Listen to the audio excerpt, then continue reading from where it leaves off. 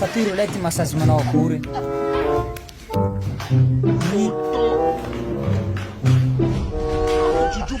Yala to.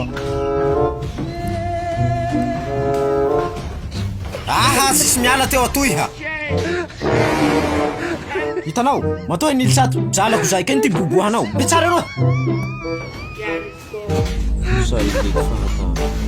Smontano helonao ko fitsaboa. Ifato hiboa. Se lei fa C'è forma. forma matoa milisato. Atao massage avao androany. Ti calmena kambali koroche ko. Fa complet matériel ty ato. Zao mihotsy anao. Be tsara ro. Gaseko. Atao massage ko be tsara ro. Ayula. Manjay ty ay. Manjay ty zao fa tsy renao. Nao koa. Manjay ty.